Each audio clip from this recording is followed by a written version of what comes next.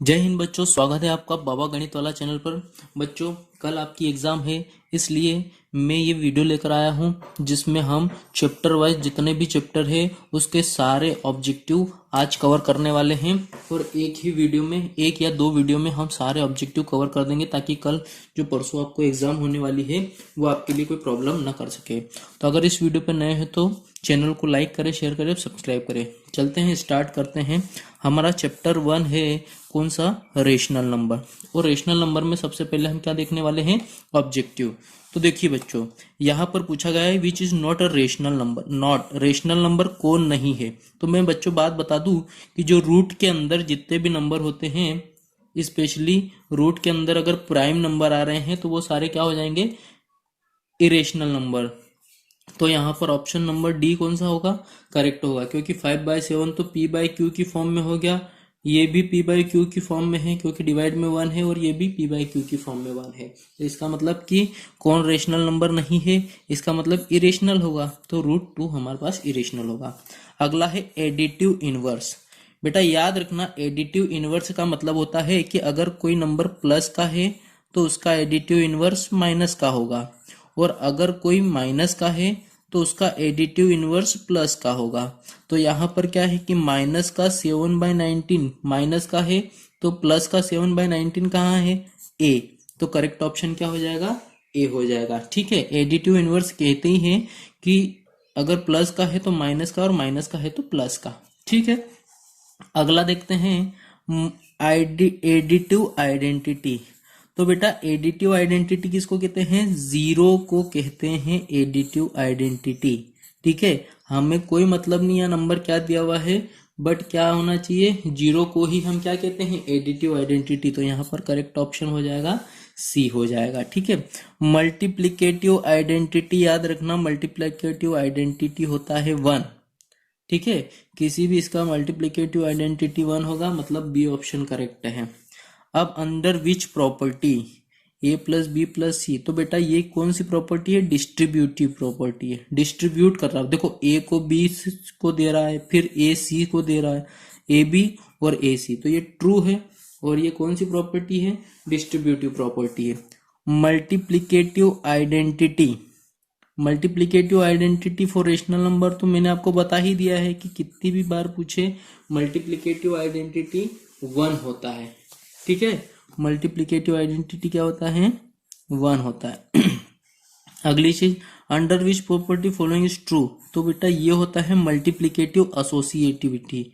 ठीक है, अगर आपको अच्छे से समझना है तो हमारी चैप्टर वाइज सॉल्यूशन देखें, बट आपको मैं ऑब्जेक्टिव इसीलिए करवा रहा हूँ, कल एग्जाम है तो कोई दिक्कत ना है आपको। Equivalent rational number, equivalent rational number का मतलब होता है बेटा कि जैसे मेरे पास कोई रेशनल नंबर दिया तो उसमें मैं किसी भी नंबर का मल्टीप्लाई करूंगा। जैसे मैंने करा 3 का मल्टीप्लाई, तो 3 2 जा 6 और 3 3 जा 9, तो 2/3 का इक्विवेलेंट कौन होगा? 6/9। पर इसको अगर मैं कट करूंगा, 3 2 जा 6 और 3 3 जा 9, तो वापस मुझे क्या मिलना चाहिए? 2/3।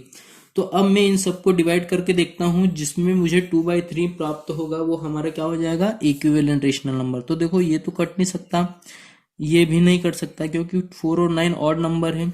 यहाँ 2 से काट सकता हूँ, 2 2 जा 4, 2 3 जा 6, तो 2/3 मिल गया। इसका मतलब ये ही हमारा क्या होगा? इक्विवेलेंट रेशनल नंबर, क्योंकि एक से ज्यादा करेक्ट तो देगा नहीं, और 4 और 9, तो हमारा करेक्ट ऑप्शन हो जाएगा सी हो जाएगा। करते हैं नेक्स्ट क्वेश्चन। अब which of the following number should be added to 5/-5/4 to get -1।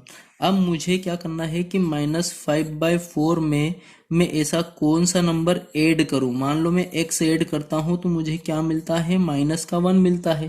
ठीक है, तो अब मैं क्या करूंगा कि इसको राइट साइड ले जाऊंगा, तो -1 प्लस का 5/4। अब इसके डिवाइड में कुछ नहीं, मतलब 1 है, तो यहाँ पर x is equal to LCM 4 आ जाएगा, और ये हो जाएगा -4 + 5, तो आंसर आ जाएगा 1/4। तो करेक्ट ऑप्शन क्या हो जाएगा बच्चों? Option number B. तो मैं 1/4 ऐड करूंगा तो मुझे क्या मिलेगा? -1 मिलेगा। अब यहाँ पर हमें बताना है कि इसमें से कौन सा स्टैंडर्ड फॉर्म है। बेटा स्टैंडर्ड फॉर्म उसको कहते हैं जो ऑलरेडी सिंप्लीफाइड हो। क्या हो? सिंप्लीफाइड हो, और सिंप्लीफाइड का मतलब होता है कि अब उसको डिवाइड काट नहीं सकते न्यूमरेटर और डिनोमिनेटर को। जैसे इसको काट सकते हैं, 0 से 0 कट गया तो ये 2/3 हुआ, या फिर ऐसा कर सकते हैं 10 से काटूंगा, 10 2 जा 20 और 10 3 जा 30, ये कट रहा है। ये भी 2 2 जा 4, 2 5 जा 10, ये भी कट रहा है, पर ये नहीं कट रहा है, ये भी कट रहा है, 3 1 जा 3, 3 2 जा 6। इसका मतलब हमारा सी क्या है, करेक्ट ऑप्शन हो जाएगा, जो हम कटे नहीं। ठीक है, फर्दर तो ये स्टैंडर्ड फॉर्म हो जाएगा।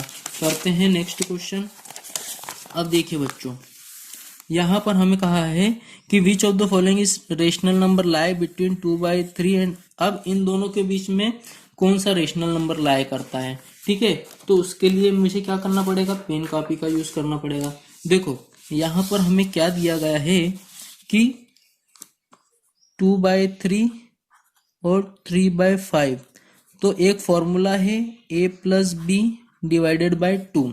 ये फॉर्मूला होता है, a की वैल्यू यहाँ से 2 मान लूँ, b की वैल्यू 3 मान लेते हैं, तो 2/3 प्लस 3/5 और पूरे का डिवाइड में 2, इनका एलसीएम तो 15 आ जाएगा, और ये कितना हो जाएगा, 5 2 जा 10, फिर 3 जा 9 डिवाइड में 2, तो यहाँ से कितना हो जाएगा 19 अपॉन ये कितना ना हो जाएगा 30, तो 19/30 क्या हो जाएगा हमारा करेक्ट ऑप्शन। तो कहीं दिख रहा है हमें, हाँ बच्चों दिख रहा है, 11 का सी, ये हमारे पास करेक्ट। को दो नंबर के बीच में अगर रेशनल नंबर निकालना है तो उसका फॉर्मूला होता है a+b डिवाइडेड बाय 2।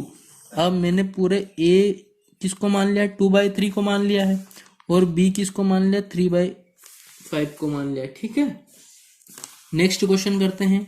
देखो बेटा, इसकी वैल्यू कितनी आएगी, अगर मेरे पास -4/9 है, प्लस मल्टीप्लाई माइनस, माइनस होता है 4/9, तो ये कितनी बार है, माइनस माइनस प्लस होगा, और साइन किसका आएगा, माइनस का, तो -2 टाइम्स 4/9, इसका मतलब -8/9, तो करेक्ट ऑप्शन क्या हो जाएगा, ऑप्शन नंबर सी हो जाएगा। ठीक है, अब बच्चों यहाँ पर ज्यादा हमें देरी नहीं करना है, क्योंकि कल हमारी एग्जाम है, इसलिए आपको चीजें फटाफट करनी है। ठीक है, और नहीं समझ में आता हो तो रिपीट कर लिया करिए, पर अब हमारे पास टाइम नहीं है। ठीक, अब करते हैं फिल इन द ब्लैंक्स के बारे में।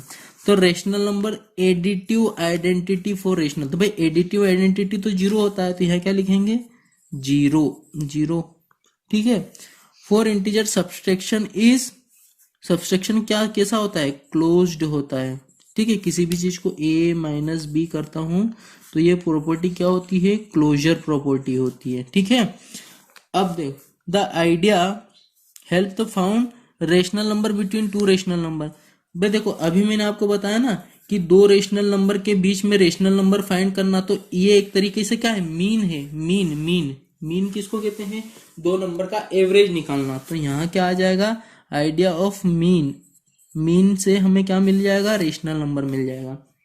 ठीक है, for whole number is not commutative, भाई अगर होल नंबर होगा ना तो उसके लिए सब्ट्रैक्शन कम्यूटेटिव नहीं होगा। कम्यूटेटिव किसको कहते हैं, a+b is equal to b+a, ये एक तरीके से कम्यूटेटिव प्रॉपर्टी है। ठीक है, कि उसका उल्टा भी सही हो। अगर मैंने लिखा 2 - 5 तो जरूरी थोड़ी नहीं कि -5 - 2 करेक्ट हो, इसलिए यहाँ क्या लिखेंगे, नॉट कम्यूटेटिव, सब्ट्रैक्शन कम्यूटेटिव नहीं होता। ठीक है, 0 नेगेटिव भी नहीं होता और प्लस भी नहीं होता बेटा। अगर मैं 0 की बात करूं तो ये ना तो पॉजिटिव होता है ना नेगेटिव होता है। ठीक है, तो मेरे हिसाब से आपको पहले चैप्टर के ऑब्जेक्टिव सारे समझ में आए हैं। करते हैं नेक्स्ट क्वेश्चन, नेक्स्ट चैप्टर। चलिए बच्चों, अब चैप्टर नंबर 2 करते हैं। अगर वीडियो अच्छा लग रहा हो तो लाइक शेयर सब्सक्राइब जरूर करें। और चैप्टर नंबर 2 है linear equation in one variable. Linear equation का मतलब, लीनियर का मतलब होता है एक लाइन, इक्वेशन का मतलब जिसमें 2 लेफ्ट हैंड साइड और right hand side statement equal होता है, और वन वेरिएबल मतलब एक्स वाई जेड ये सब वेरिएबल है। ठीक है, आगे देखते हैं। देखो सबसे पहला question, in equation 5t - 3t की वैल्यू क्या होगी।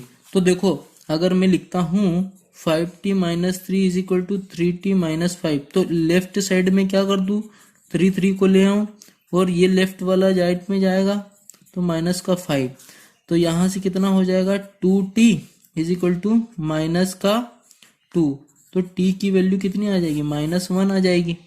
तो यहाँ पर करेक्ट ऑप्शन क्या हो जाएगा, सी हमारा करेक्ट ऑप्शन हो जाएगा। ठीक है, अगला क्वेश्चन है, अगला क्वेश्चन देखिए, यहाँ ध्यान से पढ़िए। सम ऑफ 3 टाइम ऑफ एक्स, मतलब एक्स का 3 गुना और उसका सम किसके साथ, 12 के साथ, बराबर कितना देता है, 32। तो देखो यहाँ पर कोई इक्वेशन मैच खा रही है, 3x plus 12 is equal to 32। तो 3x plus 12 is equal to 32, तो ये हमारा ए ऑप्शन करेक्ट हो जाएगा। अगला, विच of the following linear equation, बेटा लीनियर इक्वेशन उसको कहते हैं जिसमें वेरिएबल की पावर 1 हो। तो देखो ये तो नहीं होगा क्योंकि वेरिएबल की पावर 3 आ गई, ये भी नहीं होगा। करेक्ट ऑप्शन कितना होगा हमारा, बी करेक्ट ऑप्शन हो जाएगा। ठीक है, अगला देखते हैं, इसकी वैल्यू फाइंड करना है एक्स की। तो कैसे करेंगे, 3x में -2 को राइट साइड ले जाएंगे तो कितना हो जाएगा, 13 माइनस 2, तो 3x इज इक्वल टू 11। तो ये x इज इक्वल टू 11/3 हो जाएगा। तो करेक्ट ऑप्शन कौन सा हो जाएगा, डी हो जाएगा। ठीक है, अब पांचवा सॉल्यूशन देखेंगे। पांचवे में भी क्या करेंगे, इसको लेफ्ट साइड लेके आएंगे तो कितना होगा, 3m minus 5m is equal to minus का 8/5। ठीक है, तो यहां से कितना हो जाएगा, -2m is equal to -8/5, minus से माइनस कैंसल और 2 4 जा 8, तो 4/5 करेक्ट ऑप्शन होगा। तो 4/5 कौन सा ऑप्शन है, ऑप्शन नंबर डी। करते हैं अगला question, which of the following is an equation, कौन सी होगी। देखो ये भी इक्वेशन नहीं होगी, ये भी इक्वेशन नहीं होगी, क्योंकि इक्वेशन में इक्वेलिटी नहीं आती, इनइक्वेलिटीज बोलते हैं इनको। ठीक है, तो यहां से क्या हो जाएगा, और ये भी नहीं होगी क्योंकि इसमें तो वेरिएबल है नहीं, जिसमें वेरिएबल है ये हमारी क्या हो जाएगी, इक्वेशन हो जाएगी। ठीक है बच्चों, अगला करते हैं, linear variable are known as equation of, जो लीनियर इक्वेशन होती है वो हमेशा 1 वेरिएबल की होती है। देखो हमारा चैप्टर भी क्या कहता है, 1 वेरिएबल। तो यहाँ पर आंसर कौन सा होगा, ऑप्शन नंबर डी 1 वेरिएबल की होगी। ठीक है, अब 8th for solving equation use both side, both side कैसी होनी चाहिए, इक्वल होनी चाहिए भैया, सेम नंबर होगी तभी हम क्या कर सकते हैं, इक्वेशन को सॉल्व कर सकते हैं। ठीक, अब अगला देखते हैं भाई, हमारे पास एक इक्वेशन है कि x plus B is equal to 0, तो b को राइट साइड ले जाओ तो ax is equal to -b, ये मल्टीप्लाई में डिवाइड में चले जाएगा तो -b/a, तो करेक्ट ऑप्शन डी हो जाएगा, -b/a इसका सॉल्यूशन हो जाएगा। ठीक, अब करते हैं 10, इक्वेशन को सॉल्व करना है। तो देखो 2x minus 3 is equal to 7, ये जब राइट साइड जाएगा तो प्लस हो जाएगा, तो कितना बन जाएगा, 7 + 3 10, और x की वैल्यू कितनी आ जाएगी, 10/2 इज इक्वल टू 5। तो करेक्ट ऑप्शन कितना हो जाएगा, ऑप्शन 12 का 12 का कौन सा हो जाएगा, हमारे पास प्लस आ जाएगा ना। अच्छा, यहाँ पर 11th का कौन सा होगा बच्चे, सॉरी 10th का हमारे पास सी ऑप्शन करेक्ट हो जाएगा। 5 आ गए ना इसकी वैल्यू, सॉरी मैं ये 12 पे लगा दिया, ये 10 का कर रहे थे हम। सिंपलर फॉर्म, तो इसका सिंपलर फॉर्म कौन सा होगा, देखो 3x इसको इधर लेके आए तो -x, माइनस का 5 माइनस का 2, तो कितना 2x इज इक्वल टू -7, तो -7/2 करेक्ट आंसर होगा। ठीक है, तो यहाँ पर देखो इन्होंने पूरी इक्वेशन सॉल्व नहीं करी, तो हम भी इसको अधूरा ही करेंगे। यहाँ पर कितना हो गया, 2x इज इक्वल टू -7, तो जब -7 लेफ्ट साइड आ जाएगा तो +7 हो जाएगा। तो ये कहीं दिख रहा है, हाँ ये रहा ऑप्शन नंबर सी, 11वें का सी हमारा क्या है, करेक्ट ऑप्शन हो जाएगा। 12वें का देखते हैं, तो ये x इज इक्वल टू 9 आ जाएगा, तो 12वें का तो सी वैसे ही आ जाएगा। ठीक है बच्चों, मेरे हिसाब से आपको ये चीजें समझ में आ रही होगी। हाईएस्ट पावर किसकी, लीनियर इक्वेशन की बेटा 1 होती है ना, हाईएस्ट पावर कितनी होती है, 1 होती है। आप ये चीजें याद रखेंगे। अब इधर की साइड करते हैं। अब the value of expression on left side is equal to the expression of right side, तभी इक्वल होगी बेटा। ठीक है, लेफ्ट हैंड साइड इक्वल होनी चाहिए राइट हैंड साइड के, तभी वो इक्वेशन बनेगी। ठीक है, in equation 3x the value of x कितनी आ जाएगी बेटा, 18 आ जाएगी, क्योंकि देखो 3x minus 2x is equal to 18, तो 3x में से 2x जाएगा तो x इज इक्वल टू 18 आ जाएगा। ठीक, अब करते हैं the value of two algebraic expression of an equation have equality होता है बेटा, क्योंकि देखो यहाँ पर ये एक एल्जेब्रिक एक्सप्रेशन, ये दूसरा है। देखो यहाँ पर देख लो ना, ये एक एल्जेब्रिक एक्सप्रेशन है और ये दूसरा एल्जेब्रिक एक्सप्रेशन है, और इनके बीच में क्या है, इक्वलिटी है। ठीक है, ये in equation the value of variable is, भाई इक्वेशन में वेरिएबल की वैल्यू क्या आती है, एक नंबर आती है। जैसे देखो ना, x इज इक्वल टू 18 आ गया, तो x क्या है, वेरिएबल, और 18 क्या है, नंबर, तो इसकी वैल्यू क्या आई, 18। तो मेरे हिसाब से आपको ये सेकंड चैप्टर भी समझ में आया। अगर वीडियो अच्छा लग रहा हो तो बच्चे लाइक शेयर सब्सक्राइब जरूर करें, क्योंकि हम आपको क्या दे रहे हैं, पूरा कंप्लीट सॉल्यूशन दे रहे हैं विथ फुल एक्सप्लेनेशन। ठीक है बच्चों, तो देखो अब यहाँ पर अगला देखते हैं, चैप्टर नंबर 3 अंडरस्टैंडिंग क्वाड्रिलेटरल्स। ठीक है, इनके चैप्टर वाइज सॉल्यूशन तो हम कर ही चुके हैं।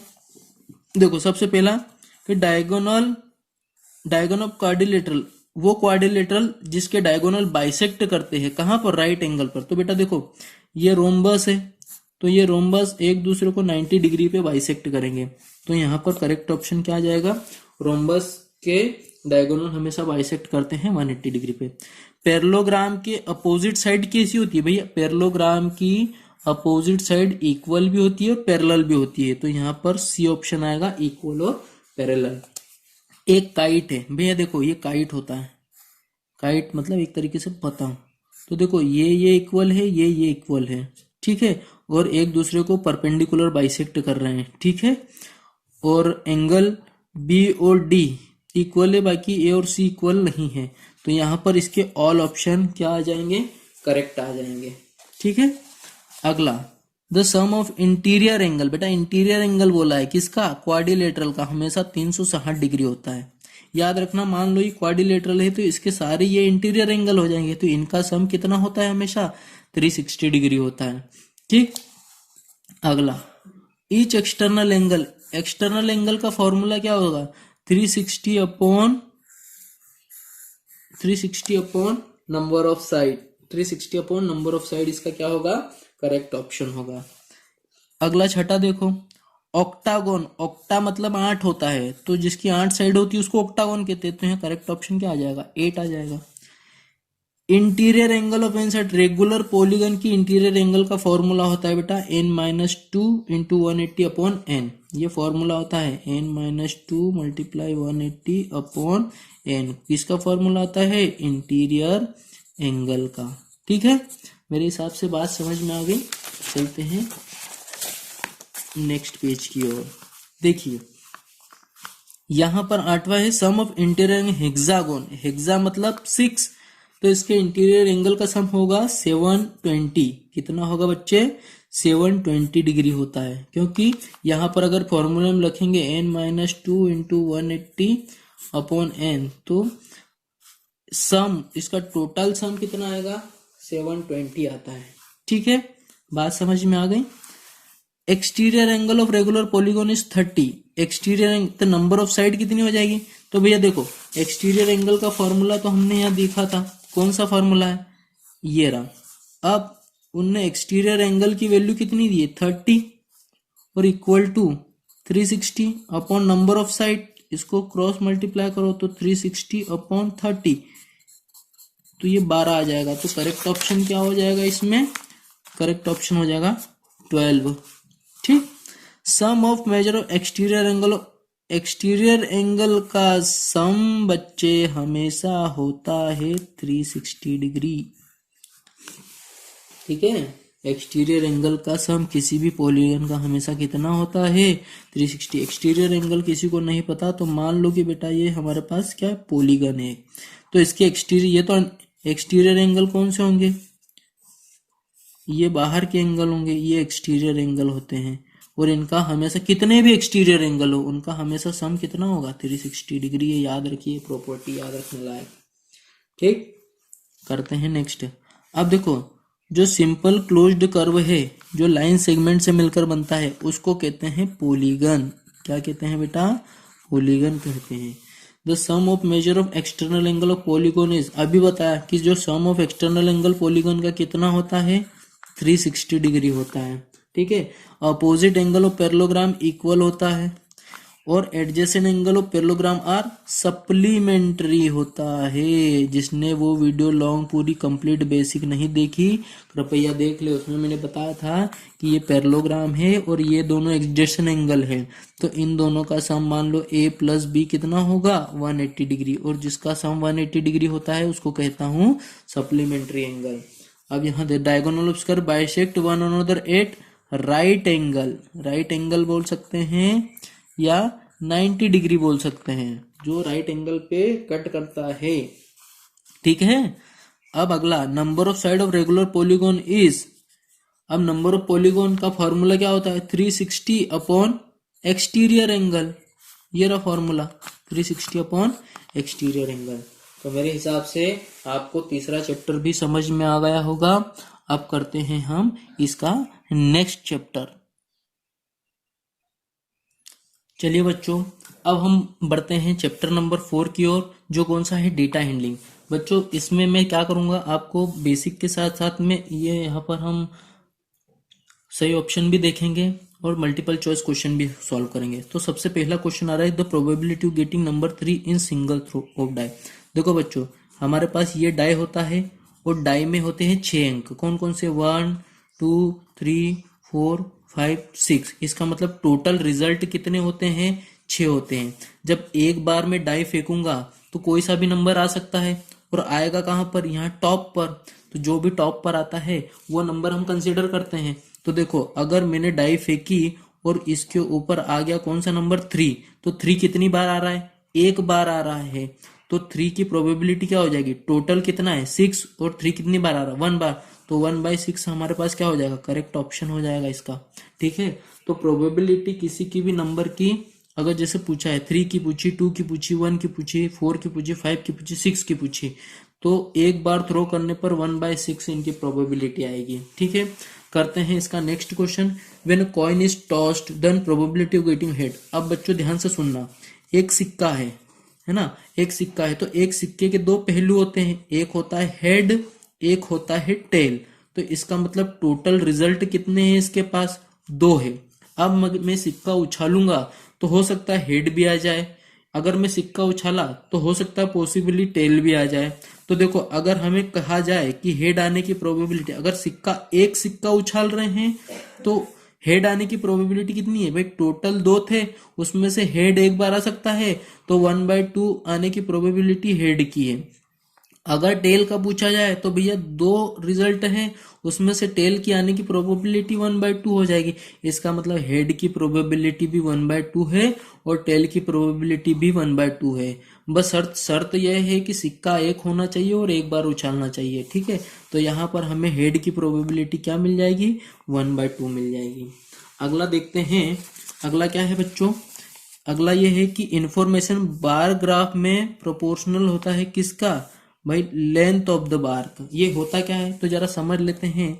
सबसे पहले मैं बता दूं कि अगर मुझे ऐसा दिया है 10 से 20, तो 10 से 20 इसको कहते हैं क्लास इंटरवल। क्या कहते हैं, क्लास इंटरवल कहते हैं। अगर मैं 10 + 20 को जोड़ के डिवाइडेड बाय 2 करूंगा तो 30/2 = 15 आ जाएगा। तो 15 हो जाएगा क्लास मार्क। क्या हो जाएगा बच्चे, क्लास मार्क हो जाएगा। और बार किसको कहते हैं, जैसे मैंने ये ग्राफ बनाया तो उस पर इस तरीके से जो मैं रिप्रेजेंट करता हूं इसको कहता हूं बार। तो ये डायरेक्ट इसकी लेंथ तो है, तो इसमें जितना भी डेटा होगा तो लेंथ से रिप्रेजेंट करेगा, तो यहाँ पर क्या होगा, लेंथ ऑफ द बार हो जाएगा। अब यहाँ फिर आ गया देखो कि अ डाई इज थ्रोन, एक डाई को फेंका तो उस पे 2 आने की प्रोबेबिलिटी, तो मैंने कहा था ना 1 आए, 2 आए, 3 आए, 4 आए, 5 आए, 6 आए, प्रोबेबिलिटी कितनी होगी 1/6। तो यहाँ पर फोर्थ का क्या हो जाएगा, फोर्थ का ऑप्शन नंबर ए करेक्ट हो जाएगा, ठीक है। अब दूसरी चीज, 2 सेट ऑफ डाटा। देखो डेटा क्या होता है बेटा, डेटा क्या होता है, डेटा कुछ नहीं कलेक्शन ऑफ इंफॉर्मेशन होता है। क्या होता है, कलेक्शन ऑफ इंफॉर्मेशन होता है। जैसे मान लो कि क्रिकेट चल रहा है तो क्रिकेट में 50 ओवर में कितने रन बने, कितने ओवर खेले, ठीक है, इन सब का रिकॉर्ड रखना क्या होता है, डेटा। उसी तरीके से हर किसी में भी डेटा हम रिप्रेजेंट करते हैं। तो यहाँ देखो 2 set of data shown simultaneously. अब साथ में एक चीज बताता हूँ, देखो हिस्टोग्राफ, ये हिस्टोग्राफ होता है जो एक दूसरे से चिपका होता है, इसको कहते हैं हिस्टोग्राफ। जब अलग अलग कोई होता है इसे कहते हैं बार ग्राफ। क्या कहते हैं, बार ग्राफ। ये हिस्टोग्राफ, ये बार ग्राफ। और दूसरा, जब दो चीजें एक साथ 2 बार होती है, ये साथ में 2 बार लगे रहते हैं, इसको कहते हैं डबल बार ग्राफ। इसको क्या कहते हैं बच्चों, डबल बार ग्राफ। और एक होता है पिक्चोग्राफ, जो हम पिक्चर के फॉर्म में बनाते हैं, ठीक है, जैसे मान लो गाड़ी की बना दी, ठीक है, हमने गाड़ी, तो ये होता है पिक्चोग्राफ। ये होता है डबल बार ग्राफ। तो डबल बार ग्राफ कंपैरिजन के लिए करते हैं। किसके लिए करते हैं, कंपैरिजन के लिए करते हैं। तो यहाँ पर करेक्ट ऑप्शन क्या हो जाएगा, 5th, ठीक है। ये 2 चैप्टर का क्या करेंगे, डबल बार ग्राफ से। ग्राफिकल रिप्रेजेंटेशन होल और पार्ट। होल और पार्ट में हम पाई चार्ट बनाते हैं। देखो हिस्टोग्राफ भी बता दिया, बार ग्राफ भी बता दिया, लाइन ग्राफ कैसे होता है। देखो यहाँ पर ये ग्राफ का एक्स एक्सिस, ये वाई एक्सिस है, तो अगर मैं लाइन से इस तरीके से बना रहा हूँ तो ये लाइन ग्राफ होता है। और पाई चार्ट एक सर्कल में सेंटर में हम इस तरीके से रिप्रेजेंट करते हैं, ये होता है पाई चार्ट। तो देखो ये होल है और ये होल का पार्ट है, इसलिए हम किससे रिप्रेजेंट करेंगे, पाई चार्ट से, ठीक। आगे देखते हैं, size of sector of pie is proportional to information. भाई अगर किसी सेक्टर की को पाई चार्ट में दिया है तो किसके प्रोपोर्शनल होगी, मतलब किससे संबंध रखेगी, इन्फॉर्मेशन से, ठीक है। अगला, random experiment which is result are predicted possible. मतलब रैंडम एक्सपेरिमेंट क्या है कि अगर मैंने कुछ भी, जैसे सिक्का उछाला, तो अब सिक्का उछालने से हो सकता है कि हेड भी आ जाए, टेल भी आ जाए, तो ये तो पॉसिबल है ना, एग्जैक्ट थोड़ी नहीं है कि अगर मैं सिक्का उछालने से पहले कह दूं कि हेड ही आएगा, टेल भी आ सकता है, तो ये पॉसिबल आउटकम है। तो यहाँ पर वही पूछा है कि अगर रैंडम कोई सा एक्सपेरिमेंट करे तो वो कैसा होगा, पॉसिबल होगा। अगर हम किसी डेटा को सिंबल की फॉर्म में रिप्रेजेंट कर रहे हैं तो वो होता है पिक्टोग्राफ। क्या होता है बेटा, भाई सिंबल्स का मतलब क्या है, पिक्चर बना रहे उसकी। अब आता है मॉड। बेटा मॉड किसको कहते हैं, जो नंबर ज्यादा आए, जो नंबर ज्यादा बार आए। एक तरीके से एक राइमिंग भी है कि जो आए बार बार वही होगा मॉड। तो देखो 9 एक बार आ रहा, 9 2 बार आ रहा है, 9 3 4 बार, तो 9 कितनी बार आया, 4 बार। अब देख लेते हैं 16, तो 16 तो एक बार आया। 13 देख लेते हैं, 1 2 3 बार आया 13, इसका मतलब सबसे ज्यादा कौन आ रहा है, 9। तो यहाँ पर 10 का करेक्ट ऑप्शन क्या आ जाएगा, ए क्या, 9 क्या हो जाएगा, मॉड हो जाएगा। जो नंबर बार बार रिपीट हो रहा है वही होता है मॉड, इस तरीके से, ठीक है। तो इस तरीके से हमारा ये ऑब्जेक्टिव का सेशन, इसका क्वेश्चन हुआ। अब चलते हैं फिल इन द ब्लैंक्स की ओर। The chance and probability are related to, भाई देखो प्रोबेबिलिटी मतलब संभावना है ना, प्रायिकता, और चांस मतलब अवसर, तो ये भविष्य में एकदम रियल लाइफ पे होते हैं।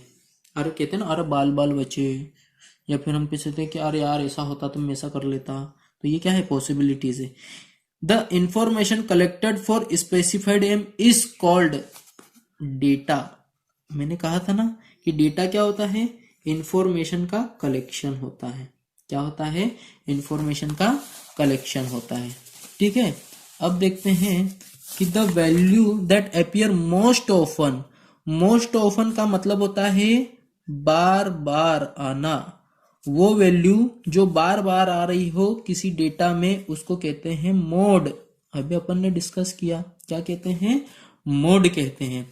ऑन थ्रोइंग अ डाई, एक बार डाई को फेंकने के बाद total number of outcome. Total outcome किसको कहते हैं, जो हमें प्राप्त हो सकते हैं।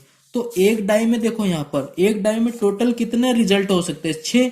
तो 1 2 3 4 5 6, इसका मतलब यहाँ पर क्या है, उसका आउटकम कितना हो सकता है, 6 रिजल्ट मिल सकते हैं।